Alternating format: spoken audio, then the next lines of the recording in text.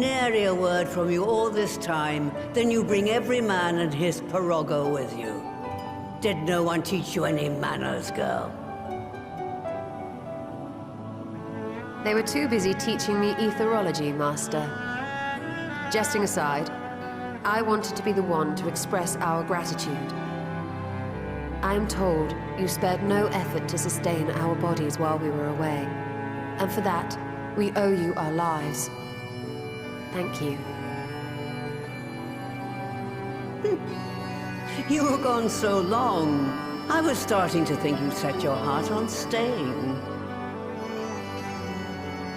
It wasn't easy to leave, as it happens. Seldom does one have the opportunity to study other worlds, and I would not have minded extending my stay by a handful of years.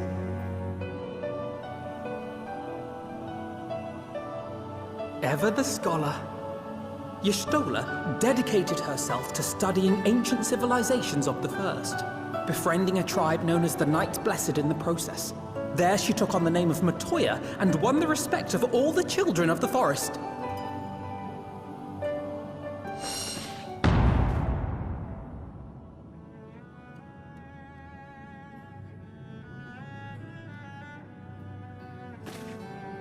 I merely adopted an alias in accordance with the custom of my hosts. Yours just happened to be the first name that came to mind.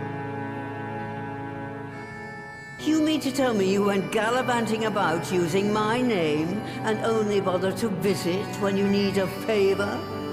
And don't pretend you don't. I taught you long enough.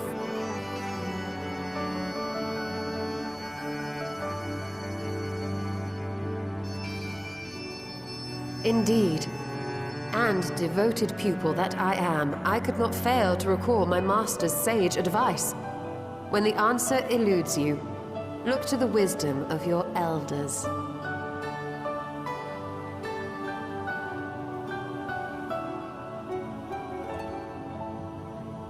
You there. Were you going to introduce yourself?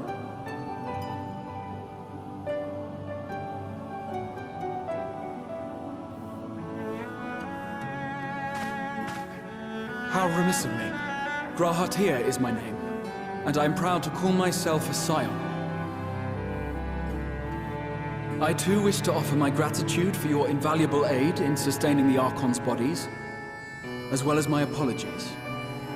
It was my inexpert summoning spell which endangered their lives in the first place. Ah, yes. The one bent on digging up the mysteries of BELAUG. Old Galaf used to speak of you, and Kryles told me all about your recent exploits. Do you have a bad back or something? At ease, boy. Whatever mess you've made, I'm not in the habit of dwelling on the failings of the younger generation. You are too kind. I've also heard much and more about you, Master Matoya. 'Tis an honor to finally make your acquaintance. Well, that's more than enough pleasantries for anyone. Tell me what you want. I haven't got all day.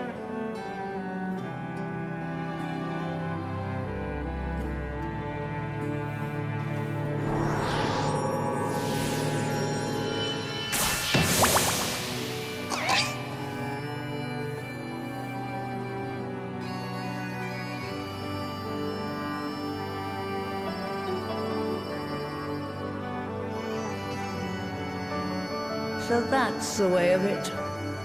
It should be a simple enough matter to make the familiar. The magic, on the other hand. Ah, that you may leave to me. Being the only one possessed of royal blood, I alone can imbue the subject with the necessary magic. So I just need to create porxes with the power to stir the soul. Just, I say. Though we're talking about a veritable herd of the little buggers, we'd collapse before we reached double figures.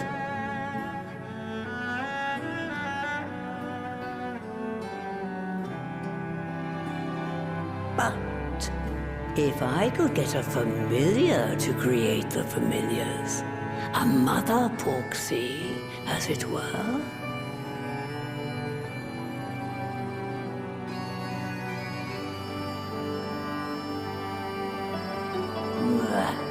Seems I haven't seen the last of that moldy old hole after all.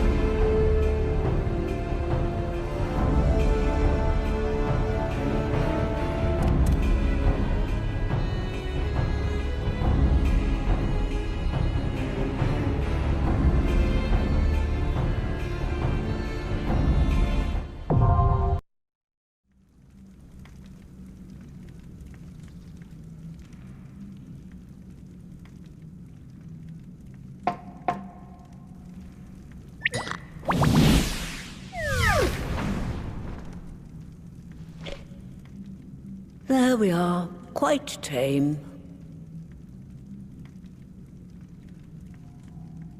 Then all that remains is for me to imbue her with the magic. My friends, I'm afraid I must trouble you for your ether once more.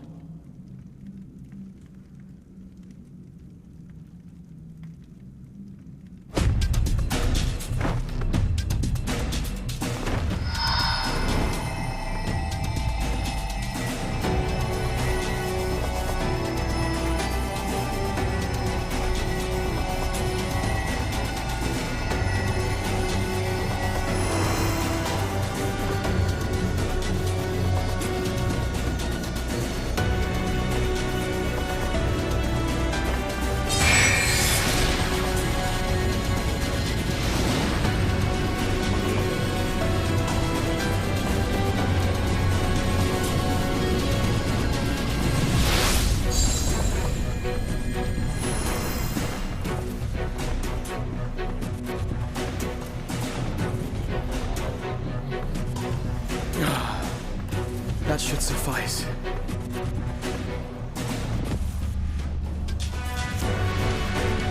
Good. Let's set her to work then, shall we? I want to see some Porksies. Assuming that is, someone can spare the requisite energy.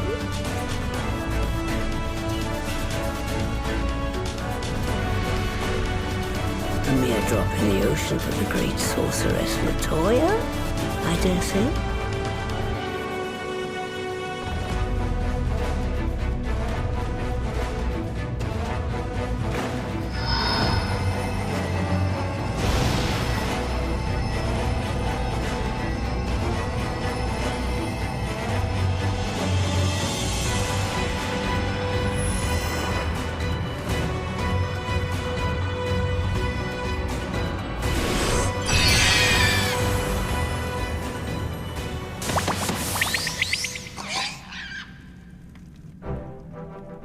Excellent.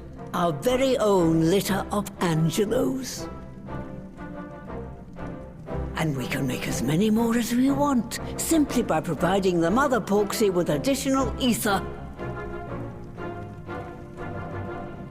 I will require a moment before I try again.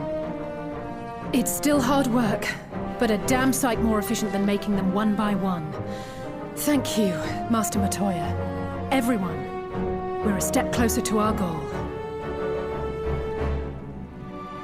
distributed amongst the allied nations, they should do much to facilitate closer dialogue with the beast tribes. And given their present travails, I believe our friends in Limsa Laminsa should be the first beneficiaries. Agreed. Though I must leave this errand to you. I doubt my legs will carry me out of the cave, much less to Vilbrand. Thank you for taking the lead in gathering the ingredients. I expect you would benefit from a rest too.